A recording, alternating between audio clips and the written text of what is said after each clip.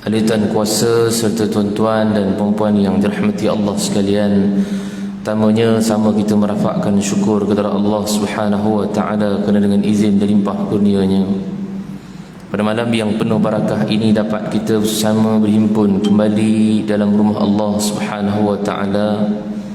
Selesai kita daripada solat fardu maghrib secara berjemaah, seterusnya kita berada di antara waktu maghrib dan isyak ini sama-sama berada dalam satu majlis ilmu yang penuh dengan rahmat dan keberkatan daripada Allah Subhanahu wa taala. Mudah-mudahan temuan kita pada malam yang penuh barakah ini memberikan sedikit manfaat buat kita, insya-Allah, untuk sama-sama kita mengambil manfaat masa yang ada ini. Kita duduk dalam majlis ilmu, saya kira ini satu kesinambungan amalan yang kita lakukan dalam bulan Ramadan yang lalu. Maknanya menunjukkan tanda-tanda kejayaan kita dalam bulan Ramadan tu ada. Tapi semua hakikat sebenar tak tahu. Itu ke akhirat nantilah, baru kita tahu di suratan amal kita tercatat ataupun tidak. Tapi tanda berjayanya kita ada. Mana tandanya Ustaz ni? Kita boleh duduk dalam masjid lagi walaupun telah habis daripada bulan Ramadan.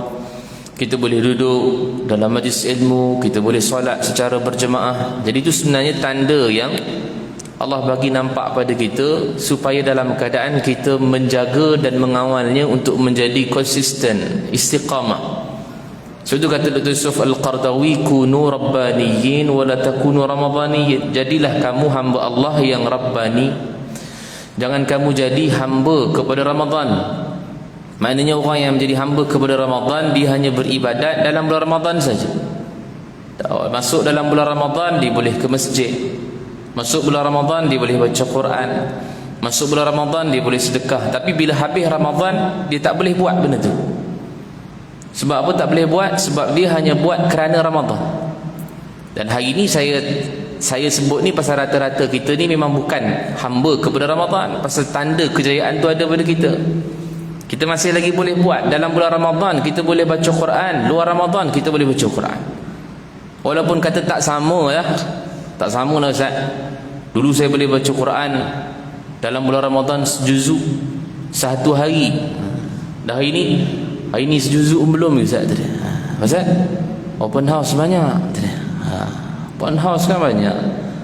Kan katanya minggu lepas lah minggu akhir Ramadan tu. Ramadan pula Syawal. Minggu lepas adalah minggu akhir Syawal. Tapi jangan percayalah santai. Minggu ni ada lagi open house tu, jangan risau.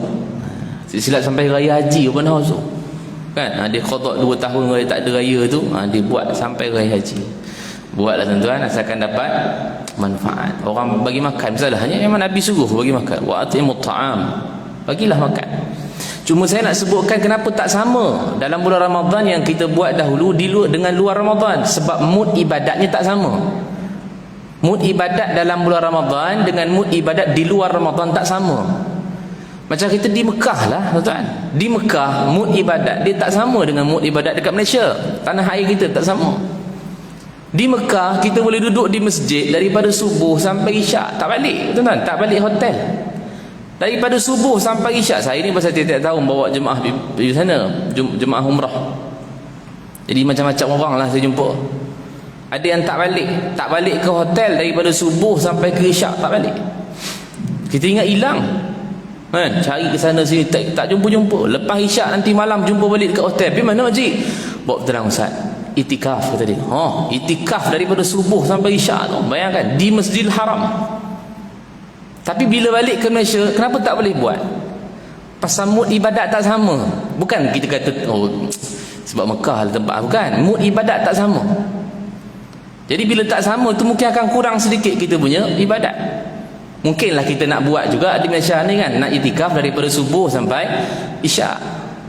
Tapi mungkin tak sampai isyak, daripada subuh baru sampai zuhur bininya panggil balik dah. Kadang gitu, kadang-kadang bini tak panggil balik, bini report polis. Ingat kan hilang, rupanya di masjid itikaf. Ada juga orang itu. Tapi sebab ibadat dia punya mood tu tak sama dengan di Mekah. Samalah di dalam bulan Ramadan. Dalam bulan Ramadan ibadat dia punya mood tu tak sama dengan di luar Ramadan. Cuma saya nak sebutkan bahawa jangan tinggalkan ibadat tu. Sebab saya kata kita semua ni masih buat, cuma tak sama. Dulu mungkin kita boleh baca Quran sejuzuk satu hari, sekarang mungkin tak boleh. Walaupun kita kata tak boleh sejuzuk satu hari, jangan tinggalkan semua. Sekurang-kurangnya baca. Berapa banyak Ustaz? Setengah juzuk. Kalau setengah pun banyak Ustaz, suku juzuk. Suku pun banyak Ustaz, sehelai. Okey. Sekurang-kurangnya kita ada baca. Itulah yang kita nak dapatkan title istiqamah tu. Kalau dulu kita boleh sedekah dalam bulan Ramadan, pagi kita sedekah, zuhur kita sedekah, asar kita sedekah, nanti petang buka puasa pun kita bagi makan orang buka puasa. Bila keluar Ramadan, jangan tinggalkan semua. Kurang-kurangnya ada sedekah. Itulah sebenarnya istiqamah yang Nabi sebutkan. Itulah amalan yang paling dicintai oleh Allah. Ahabbul a'mali ilallah adwamuha wa in qalla, kata Nabi. Amalan yang paling dicintai oleh Allah ialah amalan yang berterusan walaupun sedikit. Kita tak tinggalkan, tapi benda tu masih lagi berterusan, tapi menurun sikit, tak apa. Itu amalan yang dicintai oleh Allah sebab dia berterusan. Kan? Sebab tu saya sebutkan ini sebab apa? Sebab nak bagi kita gambaran bahawa kita nak tempuh 11 bulan lagi ni, supaya kita menjadi orang yang istiqamah. Yang Allah sebut dalam Al-Quran kelebihan orang istiqamah itu, kata Allah dalam surah Fussilat dalam ayat yang ke-30, innal ladzina qalu rabbunallahu summa istaqamu. Orang-orang yang mengatakan bahawa Tuhan kami ialah Allah dan kemudiannya mereka istiqamah.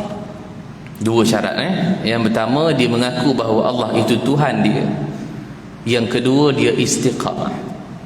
Apa kata Allah? Tatanazzalu alaihimul malaikah. Malaikat nanti akan turun pada dia. Bila? Kata Ibnu Abbas, ketika matinya dia, malaikat akan turun bagi tahu pada dia, alla takhafu, jangan takut. Takut pasal apa Ustaz? Gelap? Bukan takut gelap. Sorang? Bukan takut pasal sorang. Takut kita mati nanti, kita takut aku ni lepas tak lepas ni dengan hisab ni. Lepas tak lepas ni dengan soalan kubur muka nakir ni. Lepas tak lepas ni nak masuk syurga neraka ni. Takut waktu tu. Seorang tak takut dah, gelap tak takut dah, takut lepas tak lepas ni. Sebab waktu tu baru kita sedar adanya hari selepas mati. Waktu tu kalau orang yang beriman, orang yang istiqamah, dia ada juga perasaan takut, tapi malaikat datang pada dia untuk tenangkan dia. Malaikat kata alla takhafu, jangan takut, wala tahzanu, jangan sedih. Sedih pasal apa? Sedih duk tinggalkan anak, isteri, suami, harta benda, rumah, kereta duk tinggalkan dekat atas dunia, tak boleh pakai dah. Mereka kata jangan sedih pasal apa? Wa abshiru bil jannati allati kuntum tu'adun. Ini berita gembira ni. Dan bergembiralah dengan syurga yang Allah janjikan kepada kamu, kata malaikat. Sebelum muka nakir datang, malaikat ni turun dulu. Malaikat rahmat dia panggil. Dia akan tenangkan kita. Masuk saja kita dalam kubur, dia tenangkan kita dulu sebelum datangnya malaikat muka dan nakir untuk menyoal kita. Dia kira macam lawyer kita lah. Dia akan ada kat kita sehinggalah selesai jawab man rabbuka man nabiyuka, selesai semua dapat jawab, maka malaikat tadi akan kata pada kita, numu kanaumil ars, tidurlah seperti tidurnya pengantin. Mana rehat? Tidur ni tak lama. Tidur macam tidur malam tadi, pukul 10 sampai pukul 5 pagi kita tidur. Sama juga orang yang beriman ni, yang bertakwa ni, yang malaikat datang pada dia ni, tidur tu rasa macam tu. Rasa macam tu. Esok pagi dia bangun, kiamat. Okey, esok pagi dia bangun, kiamat. Maknanya besok pagi dia bangun tu dah sangkakala kedua dah. Bangkit semua daripada zaman Nabi Adam AS sampai kiamat. Begitulah rasanya orang yang duduk di alam barzakh, yang sekejap rasanya. Kita memang rasa lama dah atuk nenek aku. Atuk nenek meninggal lama dah, mak ayah meninggal 20 tahun dah. Dia mungkin rasa sekejap. Kita yang rasa lama 20 tahun.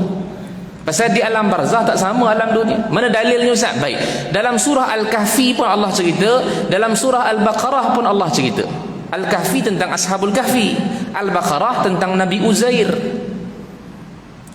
Ashabul Kahfi tidur 309 tahun, betul kan? Kita rasa lama 309 tahun, tapi bila dia bangun Allah kata apa? Mereka tanya, kam labistum? Berapa lama engkau tidur ni? Dalam tu 7 orang. Mereka tanya sama mereka, berapa lama engkau tidur? Mereka kata labisna yauman au ba'da yaum. Lebih kurang sehari itu pun setengah hari lah kita tidur. Padahal 300 tahun. Tapi rasanya satu hari ataupun setengah hari. Sama dengan Nabi Uzair, surah Al-Baqarah. Allah tidurkan Nabi Uzair di 100 tahun, mi'atu am. Bila bangun, malaikat tanya pada dia, kam labista, berapa lama kau tidur? Dia kata labistu yauman aw ba'da. Lebih kurang sehari ataupun setengah hari. Padahal 100 tahun tidur dah.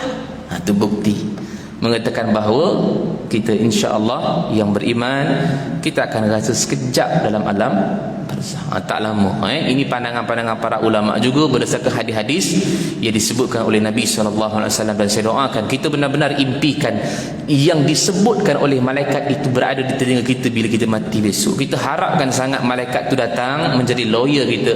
Kita harapkan sangat malaikat itu datang untuk memberi peringatan gembira, memberi kabar gembira kepada kita.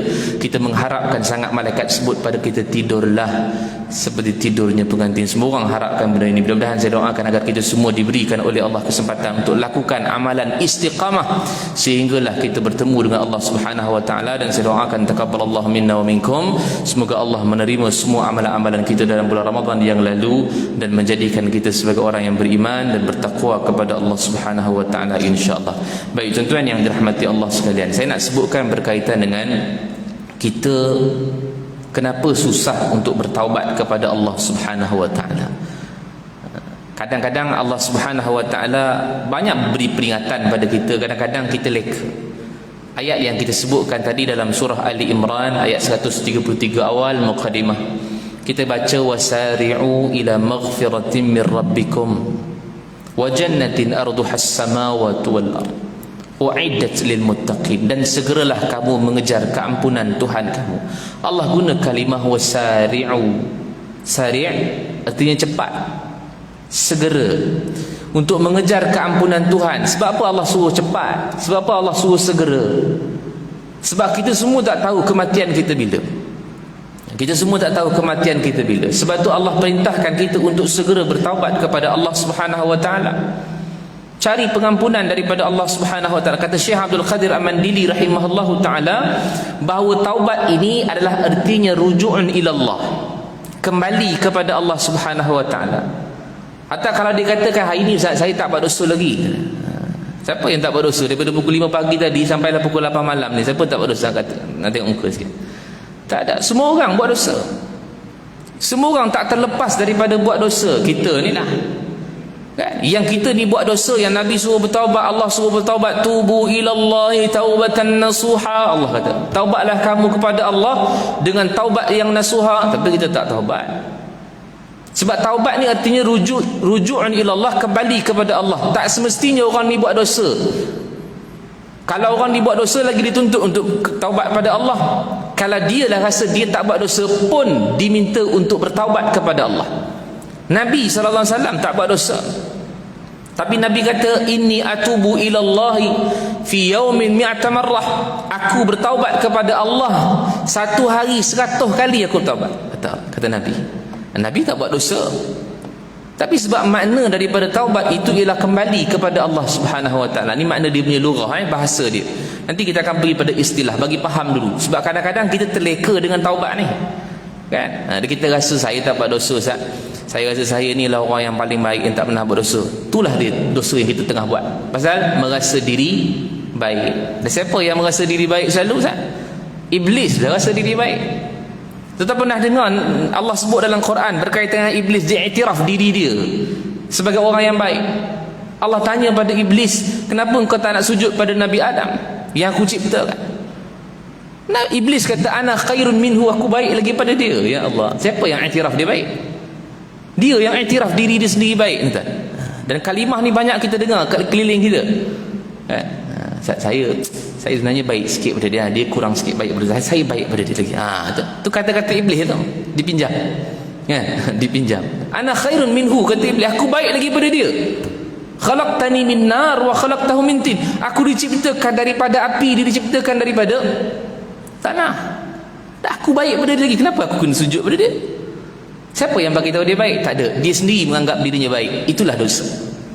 Sebab tu kita ni tak boleh rasa kita ni adalah orang yang baik. Sebab tu kita kena dituntut untuk kita bertaubat kepada Allah Subhanahu wa taala. Sentiasa bertaubat, sentiasa bertaubat, sentiasa bertaubat. Sebab kita masih lagi pintu taubat dibuka oleh Allah Subhanahu Wa Taala. Bila tutupnya Ustaz pintu taubat? Satu, pintu taubat tertutup ketika mana roh telah sampai di ghargharah. Ghargharah di sinilah halkum ni. Hadis riwayat Imam Ahmad, Nabi kata malaikat maut akan datang ketika kita baring nanti, dia akan duduk di atas kepala kita. Kita baring, dia dekat sini untuk cabut nyawa ataupun cabut roh melalui ubun-ubun. Roh tu akan keluar. Ni hadis riwayat Imam Ahmad. Panjang hadis tu. Nabi ceritakan dua orang. Satu orang yang kafir bagaimana direntaknya roh, satu orang yang mukmin bagaimana ditarik perlahan-lahan. Tapi ditarik melalui mana? Ubun-ubun. Maka dia tarik yang baik-baiklah, yang buruk-buruklah dia tarik rentapan. Maka bila dia tarik roh tu daripada ubun-ubun, maka akan sejuk mula kaki dia. Kan? Sini akan tarik sejuk, kemudian sini akan habis masuk ke lutut, kemudian akan tarik naik ke pinggang, kemudian akan tarik naik ke dada. Ni masih lagi pintu taubat terbuka ni. Sampailah roh tu telah sampai di ghargharah, tutup pintu buat selama-lamanya.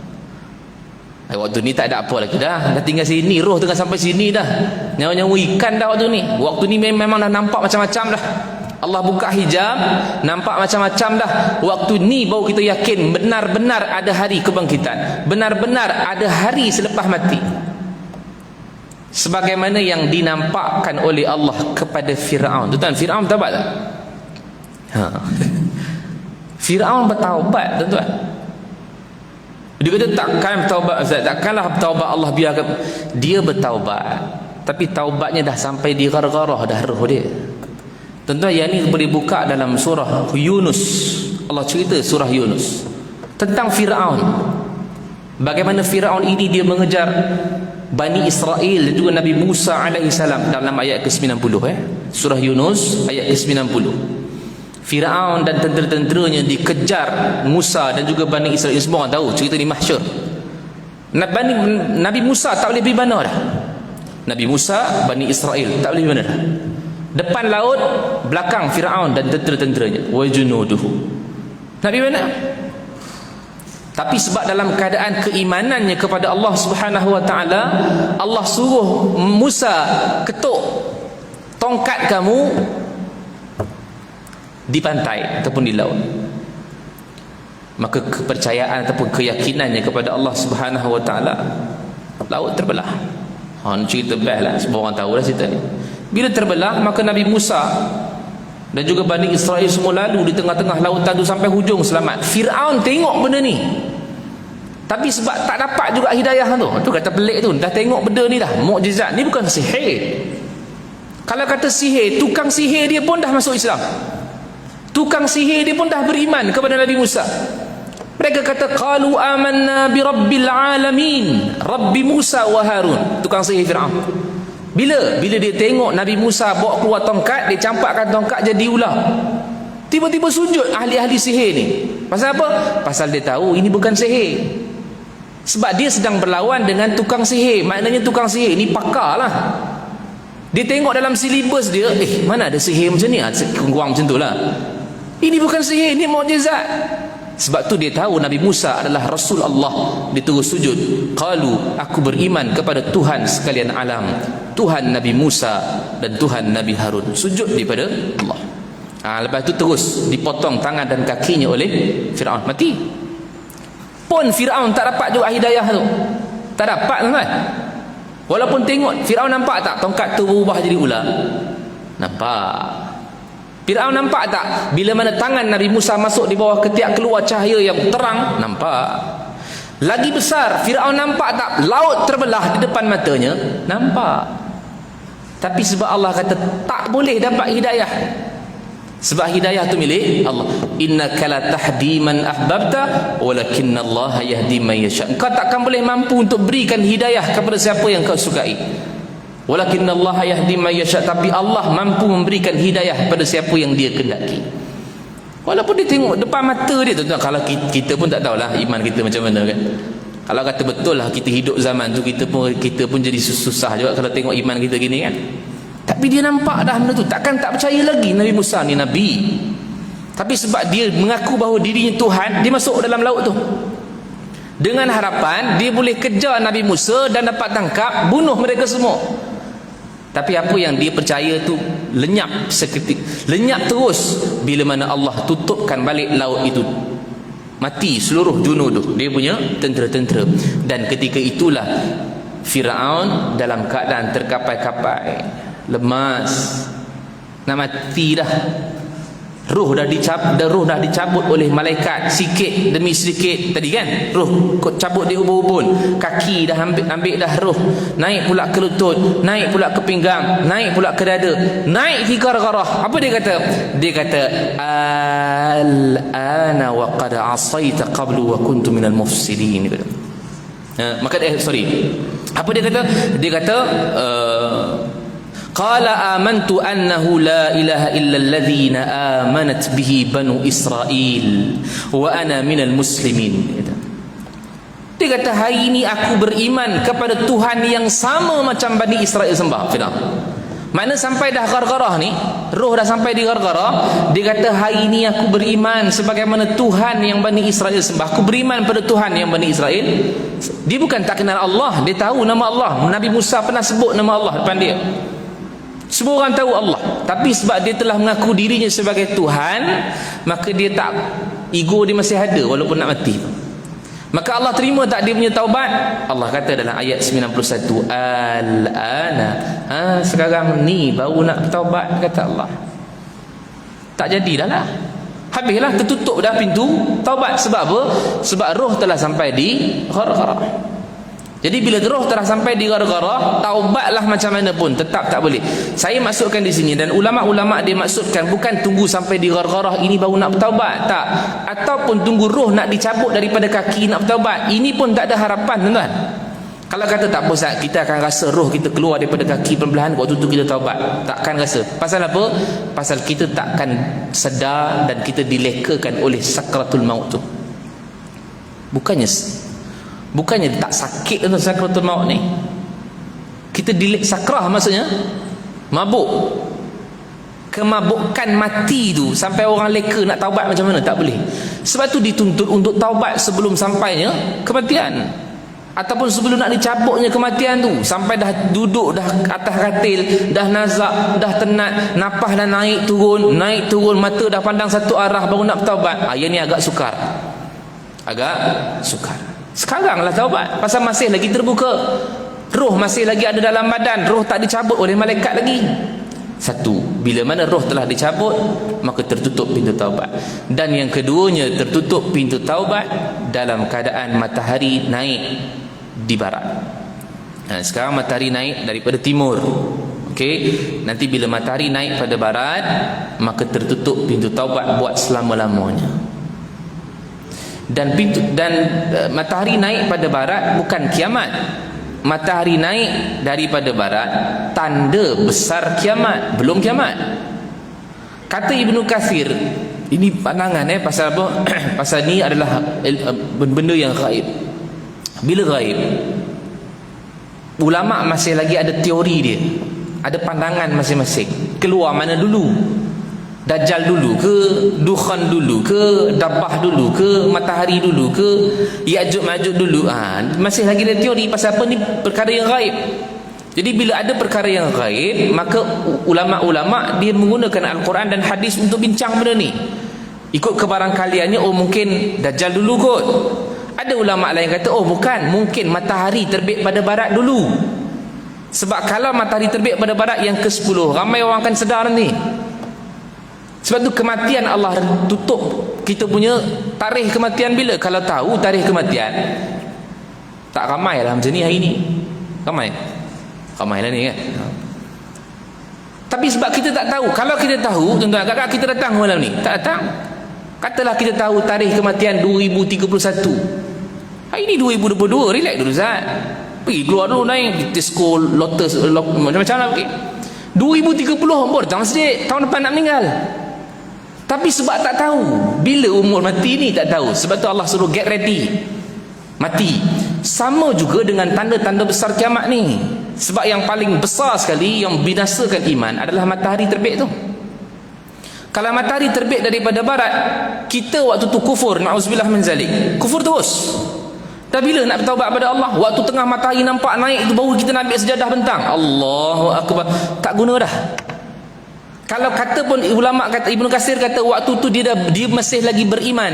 Matahari terbit daripada barat, dia beriman. Dia kena kekalkan iman dia. Sebab lepas daripada itu ada tanda besar yang lebih besar, Dajjal. Dajjal dia merosakkan iman orang Islam. Dabbah tak ada, tak rosakkan iman. Dukhan tak rosakkan iman. Ya'juj Ma'juj tak rosakkan iman. Ya'juj Ma'juj dia bunuh orang yang ada depan tu. Mufsiduna fil ard, Allah kata Ya'juj Ma'juj ni. Dia tak suruh mengaku pun dia Tuhan tak. Tapi Dajjal keluar, tujuannya adalah untuk menyesatkan semua orang-orang yang beriman. Itu sebab bila mana matahari terbit daripada barat, selepas daripada tu ada besar lagi yang kena kekalkan. Satu kena belajar. Satu hadis tu cerita berjaga-jaga dengan Dajjal ni. Jangan cerita panjang cerita Dajjal, kan cerita Dajjal Pak Jadi juga. Tapi nak sebutkan apa? Matahari terbit daripada barat, selepas daripada tu pintu taubat tertutup. Habis. Taubatlah macam mana sekalipun. Waktu tu nak sedekah tak ada lagi dah. Nak bertaubat pada Allah, taubat tak ada lagi dah. Tak ada. Habislah kalau kufur terus. Sebab tu bila kata kita macam tu, maka berhati-hati sebelum matahari terbit daripada barat, sebab tertutupnya pintu taubat. Dua ni saja. Selain daripada masih lagi terbuka. Hari ni kita masih lagi roh ada di badan, masih terbuka. Matahari masih lagi terbit daripada timur, masih terbuka. Tunggu apa kan? Tapi saya ni bukan dosa kecil saya buat dulu. Habis dosa besar mana? Besar Zat. Dia lah besar mana?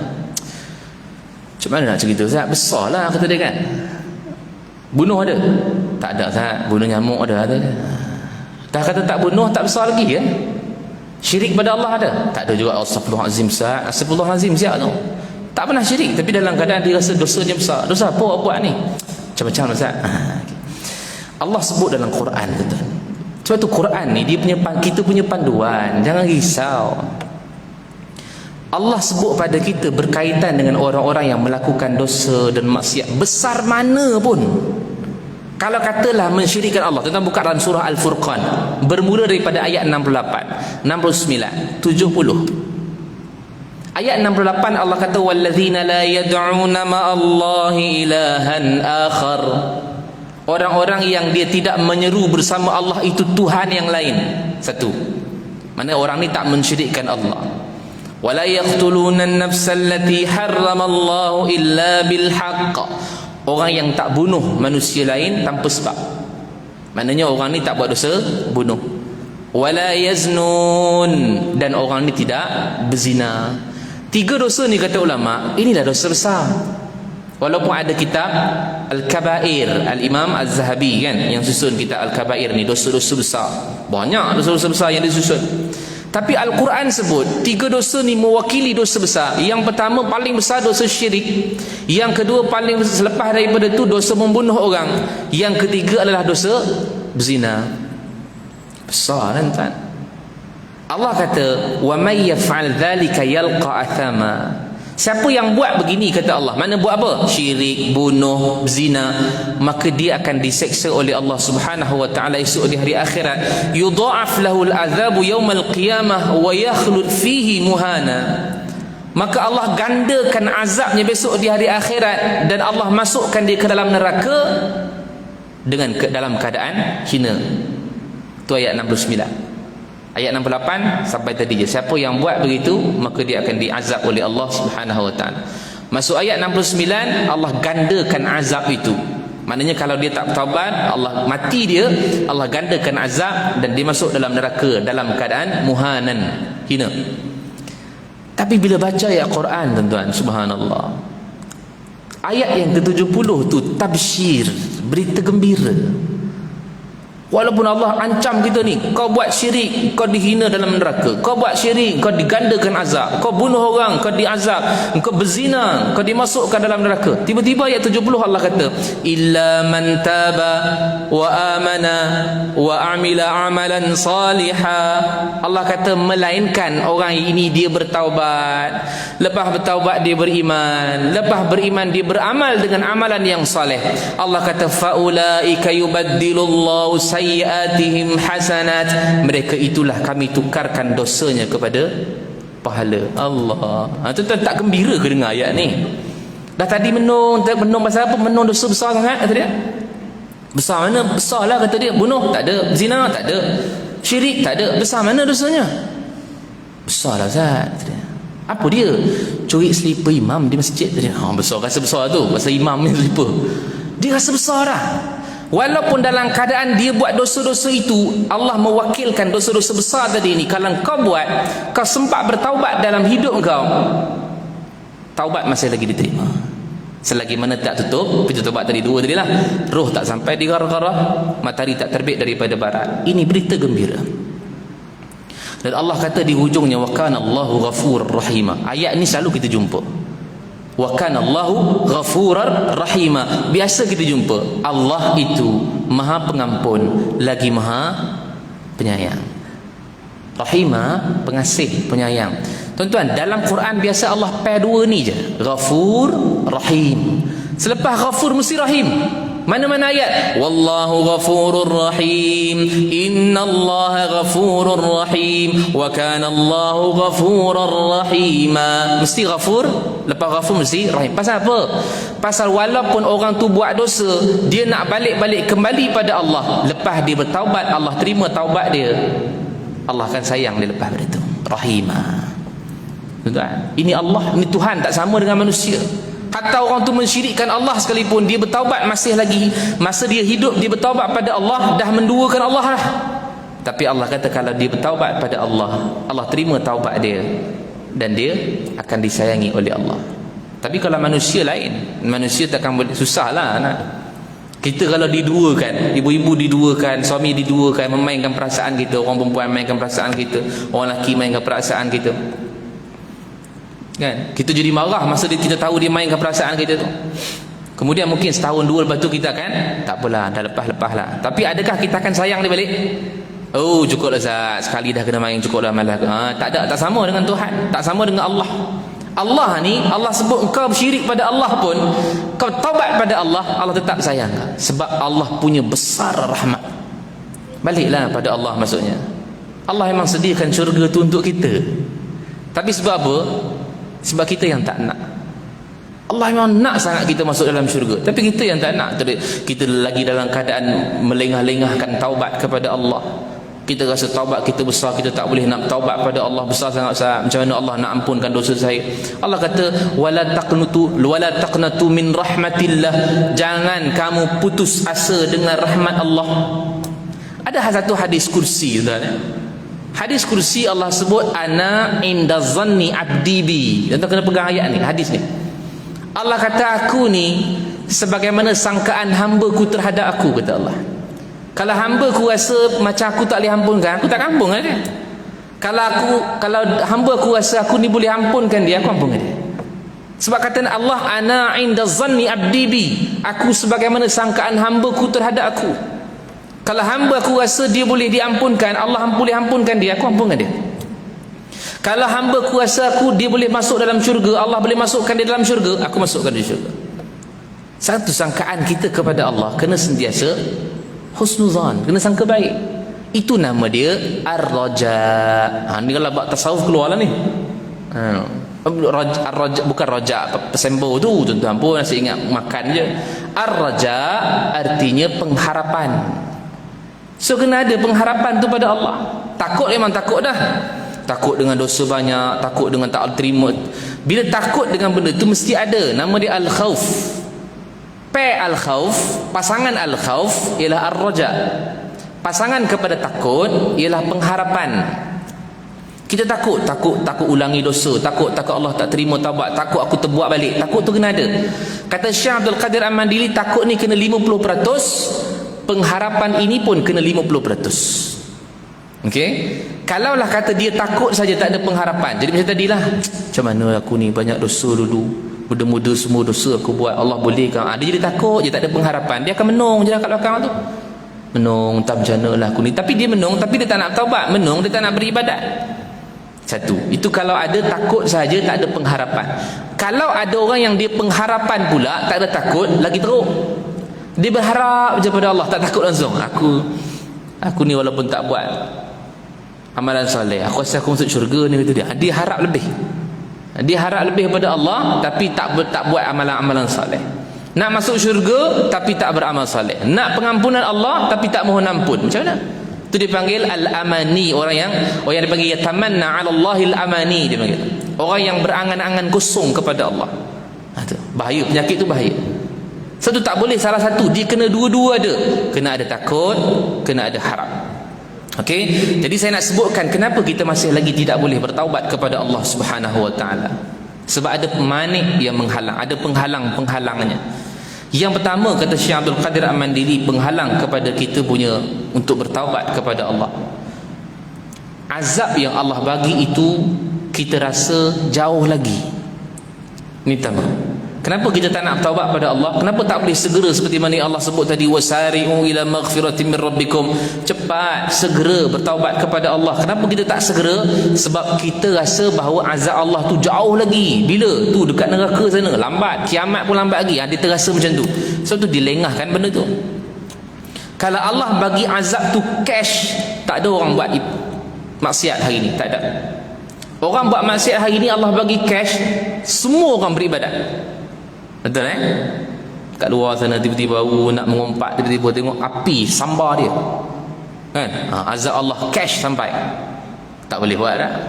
Baru nak mencuri selipar kat depan tu api sampai lagi, azab tak berani dah nak curi. Tapi sebab sifat yang Allah Subhanahu wa taala bagi, azab tu ditangguhkan jauh lagi. Sebab apa kita tuan-tuan? Pasal apa Allah tak bagi cash? Kenapa Allah bagi tangguh-tangguh? Sebab Allah bagi peluang kita taubat. Betul, Allah bagi peluang untuk kita bertaubat. Besar mana pun dosa, Allah bagi masa lagi untuk engkau bertaubat pada Allah selagi mana engkau masih lagi hidup dalam dunia. Jadi sebab tu yang pertama menjadi penghalang kita untuk bertaubat kepada Allah, sebab kita rasa azab tu jauh lagi. Ubat dia adalah mesti merasakan bahawa kematian pada kita ni sangat dekat. Kena rasa ni, kalau aku balikkan mati ni, aku tak taubat lagi ni tu dia. Taubatlah. Dia kata taubat macam mana Ustaz? Kena semayang ke? Ada lagi orang yang masih lagi fikir taubat ialah semayang sunat taubat. Nama pun sunat, tuan-tuan. Semayang, solat, sunat, taubat. Yang taubat tu bukan solat. Yang taubat tu ialah 3 perkara. Yang pertama ialah menyesal dengan dosa yang dia buat. Pertama. Yang kedua, meninggalkan dosa yang dia buat. Yang ketiga, berazam untuk tidak buat lagi dosa tu. 3 ni ada, taubatlah tu nama dia. Itulah taubatan nasuha. Contoh macam mana Ustaz? Contohnya dia minum arak, dosa dia minum arak. Jadi dia mesti menyesal dengan dosa yang dia buat. Ya Allah, lama dah aku minum arak, 10 tahun minum arak. Dia ada rasa menyesal. Kesal tu ada.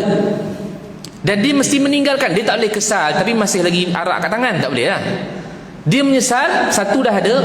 Kemudian yang kedua, dia mesti tinggalkan arak tu. Maksiat yang dia buat, dosa yang dia buat, dia kena tinggalkan. Jadi aku tak nak buat, aku tak nak minum hari ni, aku nak bertaubat pada Allah, dia kena tinggalkan. Dan yang ketiganya, dia kena berazam dengan dosa yang dia buat. Aku janji, aku berazam untuk tidak ulangi balik dosa ni. Mana dosa apa? Dosa minum arak.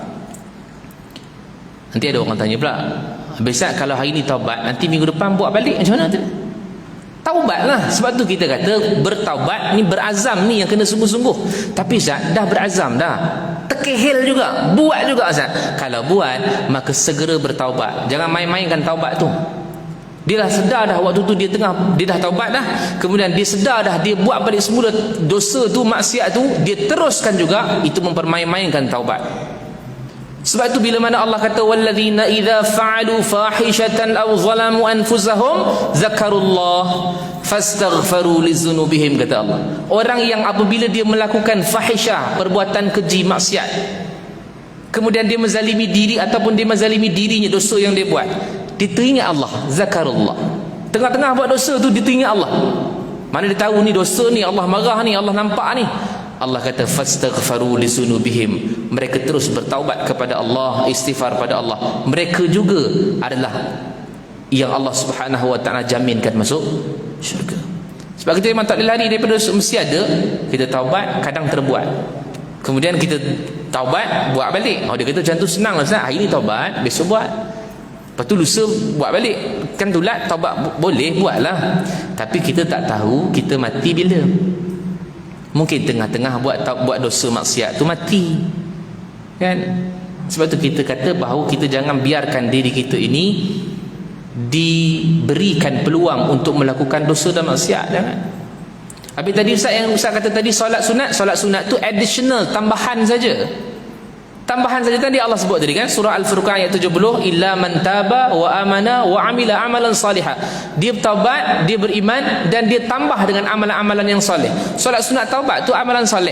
Kalau dia tak buat solat sunat taubat itu, tapi tiga taubat tadi dia buat, selesai ya. Dia tak buat pun solat sunat taubat, tak apa. Jadi tiga tu dia buat, dah kira taubat dah. Melainkan kalau dia buat solat sunat taubat saja, tapi tiga tadi tak buat, tak jadi. Sebab masyarakat masih lagi fikir bahawa taubat itu ialah solat sunat taubat. Bukan.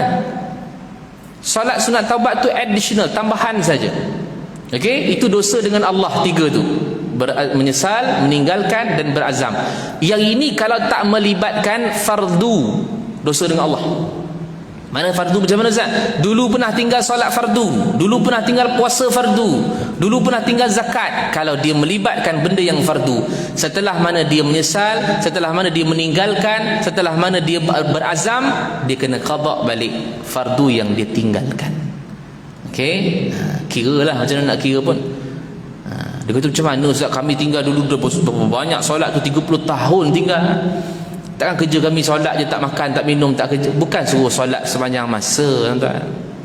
Katalah 10 tahun kita tak solat. Okey, 10 tahun. Janganlah pergi solat je lepas maghrib solat, lepas isyak solat, lepas solat saja tak buat apa-apa. Tuan-tuan, ulama disusunkan bagaimana cara untuk mengqada'kan solat. Ulama kata kalau kata 10 tahun kita tinggalkan solat dululah, ni kiraan kita saja. Maka dia bermula pada hari ini selepas isyak, qada' isyak satu. Dah cukup, jangan buat lagi. Kalau dia buat lagi apa jadi Zan? Lepas isyak akan dia qada' lagi isyak, lepas isyak akan dia qada' lagi pula subuh, lepas subuh akan qada' lagi maghrib. Malam tu je dia buat, besok dia tahu tak buat dah. Pasal penatlah Ustaz qada' ni punya. Pasal dia pulun habis-habisan malam tu. Cuba buat sekali saja. Lepas sembahyang isyak nanti gang, qada' isyak satu dah. Besok subuh, lepas subuh qada' subuh pula. Kang zuhur nanti besok qada' zuhur pula. Sampai bila Ustaz? 10 tahun hadapan baru habis hutang dia dengan Allah. Ada kalau mati lupa tengah-tengah tu Ustaz, mudah-mudahan Allah ampunkan, sebab kita ada usaha untuk membayar hutang. Yang kita risau, dia berhutang tapi tak bayar-bayar lagi pada Allah. Ni kita bimbang. Bayar dulu. Mati tak mati tu belakang cerita. Kalau mati kita harapkan bahawa Allah terima kita punya hutang tadi tu. Azan. Ada 3 minit. 3 minit lagi. Okey. Ini tak ada pakai, dia lambat sikit. 3 minit lagi. Okey, insya-Allah. Baik. Sebab tu saya sebutkan bahawa kalau ada hutang dia dengan Allah, maka dia kena sama dengan puasa pun. Itu dengan Allah. Kalau dengan manusia, tambah lagi satu. Tadi 3 kan? Mesti buat. Kalau dosa dengan manusia, dia mesti buat.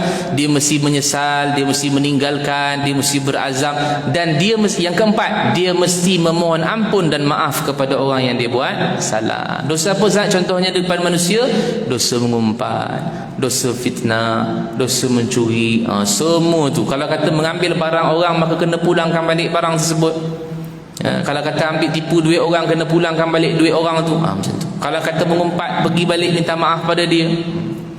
Malulah Ustaz, mengumpat kita nak kena tetap bagi tahu dia yang kita mengumpat dulu. Itu mengumpat dulu kita tak malu. Itulah sebab dosa kita kena selesaikan di dunia. Selesaikan dulu dalam dunia. Sebab takut nanti akhirat tak sempat nak selesai. Dia kata Ustaz tak apalah, saya tunggu je lah dia kat akhirat besok. Oi jangan, esok merangkak cari kita nanti. Tuan ingat senang ke duduk dekat akhirat, kita kata lepas je lah, tekak kat akhirat besok. Dunia ni saya malu dah Ustaz. Akhirat besok semua orang akan cari mata wang. Ringgit Malaysia dah tak pakai, dolar dah tak pakai, peso dah tak pakai. Yang pakai waktu tu ialah mata wang pahala saja. Semua orang duduk tengah cari pahala waktu tu. Tuan ingat senang dia nak maafkan? Tak apalah, aku maafkanlah. Macam dunia, maaf saya batin je, tak ada, aku nak pahala. Waktu tu saya ingat azan kot. Dah 3 minit belum?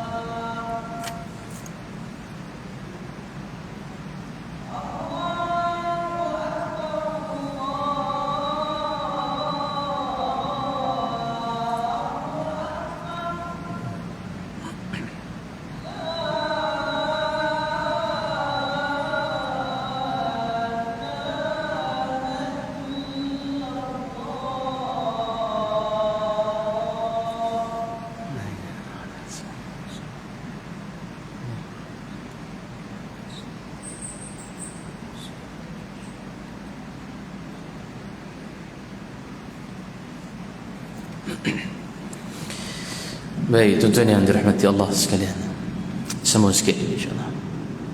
Jadi kita dah tahu dah makna taubat itu apa, kembali kepada Allah. Kemudian taubat yang sebenarnya adalah dengan menyesal, meninggalkan dan juga berazam. Dan kalau ia melibatkan manusia, maka perlu memohon ampun dan maaf atau memulangkan kembali hartanya. Dan pintu taubat masih lagi terbuka selagi mana tidak ada dua itu datang, iaitulah roh sampai di ghargharah dan juga matahari terbit daripada barat. Selesai. Dan perkara yang menyebabkan kita tidak boleh bertaubat ialah saya sebutkan tadi, yang pertamanya adalah kerana azab Allah itu kita rasa macam jauh lagi. Sebab tabiat ataupun sifat manusia ni, kalau benda tu lambat lagi dia suka belengah. Nantilah, kan? Kita buat kerja, due date dia tak sampai lagi, deadline, bos bagi deadline bulan 8 nanti, hantar proposal. Sekarang apa, bulan 6, jadi 2 bulan lagi. Sekarang relax, tak buat apa lagi. Kan bulan 7 orang tak buat apa lagi. Tu hujung nak dekat-dekat 8 tu dah, baru dia nak buat. Itu sifat manusia.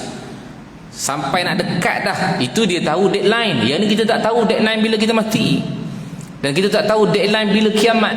Jadi sebab tu bila mana kita rasakan bahawa azab Allah itu terlalu jauh, maka kita akan berlengah untuk taubat kepada Allah Subhanahu wa taala. Satu. Yang keduanya, kenapa kita masih lagi tidak mahu bertaubat kepada Allah? Sebab sifat dosa dan maksiat itu sedap. Tuan-tuan, maksiat dan dosa ni sedap. Semua dosa maksiat sedap. Sebab tu Syekh Idris Al-Marbawi dia sebut dalam kitabnya Bahrul Mazi, ada satu tajuk dia buat neraka dikelilingi dengan benda yang sedap, syurga dikelilingi dengan benda yang tak sedap. Dosa semua sedap, syurga ketaatan tak sedap. Tuan-tuan duduk hari ni dekat masjid sedap? Tak sedap. Kalau diberi pilihan nak duduk rumah ataupun duduk kedai kopi ataupun duduk masjid, kita pilih duduk kedai kopi, relax, tengok bola. Tapi sebab kita ada kesabaran tu, sebab nak masuk syurga kena tempuh benda tak sedap ni. Bukan katanya ustaz sedap lah ustaz. Memanglah saya nak sebutkan syurga tu dikelilingi dengan benda ketaatan yang terpaksa buat macam ni supaya kita boleh masuk syurga. Tapi bab dosa semua sedap. Mengumpat sedap. Apa tak sedap mengumpat pasal orang sedap. Open house, pergi rumah orang open house, makanan habis. Betul? Kita kat luar mengumpat, apa ajak orang tapi makanan tak cukup, ajak ramai-ramai, apa mengumpat sedap. Sifat mengumpat sedap. Minum arak sedap. Bukan saya suruh minum ni, saya nak sebutkan bahawa kalaulah tak sedap, peminum arak tu besok dia takkan minum. Tapi sebab dia tahu dia dah minum arak, dosa tu memang sifatnya sedap, dia boleh minum lagi besok, lusa dia boleh minum lagi, minggu depan dia boleh minum lagi, pasal dosa dan maksiat tu sedap. Judi sedap. Judi menang sedap lah. Kalau tak menang Ustaz, kalau tak menang, setiap yang berjudi mesti ada menang. Dia rasa menang tu dulu kan. Tu yang lepas tu dia main lagi. Di sifat orang berjudi, dia dah menang, dia bukan boleh stop, dia main lagi sampai dia kalah. Dah menang dah, tapi dia main lagi sampai dia kalah. Tu yang digenting, bunuh diri bagaimana semua tu, dah menang, main lagi, tak cukup ni, kena main lagi, mati terus. Sebab apa? Hutang banyak. Sebab tu dosa semuanya sifatnya sedap. Jadi kenapa kita masih lagi bertangguh untuk bertaubat kepada Allah? Sebab benda tu sedap. Ubat dia apa? Ubat dia, kata Syekh Abdul Qadir Amandili, dia bagi perumpamaan. Dia kata kalau kamu sakit, kamu jumpa doktor bagi tahu pada kamu ni dah tak boleh makan kambing dah ni. Kita memang kaki kambing ni, pergi mana-mana memang order kambing. Orang buat open house kambing pun dia orang pertama datang kan. Dia memang kaki kambing lah dulu lah. Tapi bila dia dah pergi jumpa doktor, doktor kata tak boleh makan kambing dah ni. Pasal apa? Takut nanti darah tinggi, macam-macam lah penyakit datang, tak boleh makan kambing dah. Dulu dia tak boleh tengok kambing.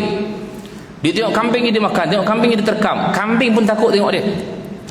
Sekarang ni doktor dah bagi tahu dia tak boleh makan kambing, dia pula takut tengok kambing. Kambing kita tak mau tahu. Dia takut sangat. Pasal apa? Pasal takut dia punya kesihatan dia merosot, mati dan seumpamanya. Kenapa Syekh Abdul Qadir sebutkan kenapa dia boleh tahan kesedapan dia tadi tu? Kan kegemaran dia. Kenapa dia boleh tinggalkan kesedapan dia tadi? Kenapa dia tak boleh tinggalkan kesedapan syurga dan akhirat, syurga di akhirat besok yang Allah dan juga Nabi sebutkan dalam Al-Quran dan juga hadis? Bila doktor sebut, ia mengatakan kamu tak boleh makan tak boleh makan kambing, kamu boleh ikut pasal apa? Pasal kamu nak sihat. Itu manusia sebut. Yang Allah sebut dalam Quran, kamu kena tinggalkan maksiat yang sedap tadi itu sebab kamu nak kena dapat benda yang sedap di syurga. Kenapa tak nak ikut? Itu yang kena kita fikir. Sebab benda itulah yang menjadi penghalang kita untuk bertaubat kepada Allah Subhanahu wa taala. Dua.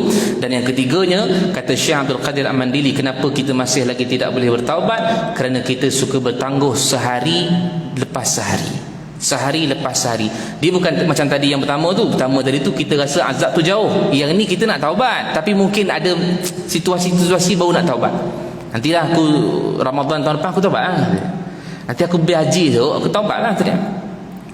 Yang ini kata Syekh Abdul Qadir Al-Mandili, orang yang macam ni dia bayangkan nanti tu kedudukannya masih lagi sama macam tu. Sedangkan kita kena tahu, kalau katalah hari ni kita boleh berdiri, besok mungkin kita tak boleh berdiri dah. Kalau kata hari ni kita boleh berdiri, besok mungkin kita baring. Kalau katalah hari ni kita boleh berada di atas bumi, besok mungkin bawah bumi. Sebab kita tak boleh rasa bahawa nanti itu menyebabkan bahawa dia tertangguh, dia punya taubat, tangguh taubat. Kata Syekh Abdul Qadir Al-Mandili, dia bagi satu perumpamaan.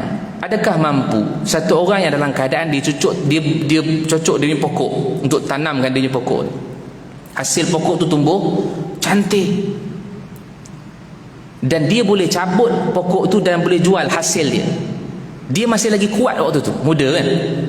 Tapi dia punya sifat tadi apa? Suka tangguh. Esoklah tak apalah, esoklah aku cabut. Dia sangka bahawa esoknya tu kedudukannya masih lagi sama. Sebenarnya tak sama. Dia terlupa esok, pokok tu makin lama makin besar, dia makin lama makin tua dan lemah.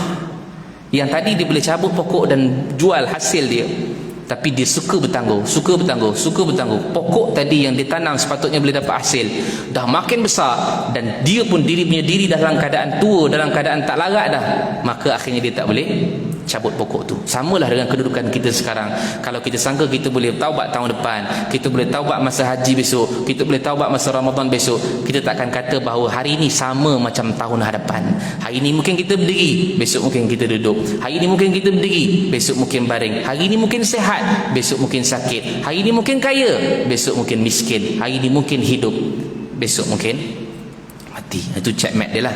Jadi ini sebab penghalang kenapa kita masih lagi tidak boleh bertaubat kepada Allah Subhanahu wa taala. Maka kita dah sebut dah tadi, masih ada peluang untuk bertaubat pada Allah selagi mana dua tanda tadi masih lagi tidak muncul pada kita, dan sebesar mana pun dosa kita masih lagi boleh diampunkan oleh Allah Subhanahu wa taala. Dan mudah-mudahan saya doakan agar kita semua yang hadir pada hari ini, Allah ampunkan dosa kita sebelum kita bertemu dengan Allah Subhanahu wa taala, dan biarlah kita bertemu dengan Allah Subhanahu wa taala dalam keadaan suci, bersih, tidak ada dosa, dan biarlah kita semua masuk ke dalam syurga dalam keadaan tanpa hisab. Dan mudah-mudahan saya doakan sebagaimana Allah himpunkan kita pada malam ini, begitu jugalah Allah himpunkan kita besok di dalam syurga Firdaus Allah Subhanahu wa taala, insyaallah. Wallahu alam. Sekali dulu, jumpa lagi pada masa yang akan datang. Qul qawli hadza wa astaghfirullah لي ولكم. السلام عليكم ورحمة الله وبركاته. أعوذ بالله من الشيطان الرجيم. بسم الله الرحمن الرحيم. الحمد لله رب العالمين، والصلاة والسلام على أشرف الأنبياء المرسلين وعلى آله وصحبه أجمعين. Ya Allah, ya Rahman, ya Rahim, kami menadah tangan mohon kepadamu, ya Allah, ampunkanlah segala dosa kami, dosa kedua ibu bapa kami, dosa pasangan dan anak-anak kami, dosa kaum kerabat kami, dosa kaum muslimin dan muslimat sekalian, ya Allah. Ya Allah, matikan kami dengan mati yang baik, jangan matikan kami dengan mati yang tidak baik. Kurniakan kematian buat kami dengan kalimah la ilaha illallah. Wa sallallahu ala sayyidina Muhammad wa ala alihi wa sahbihi wasallam. Walhamdulillahi rabbil alamin. Taqabbalallahu minkum.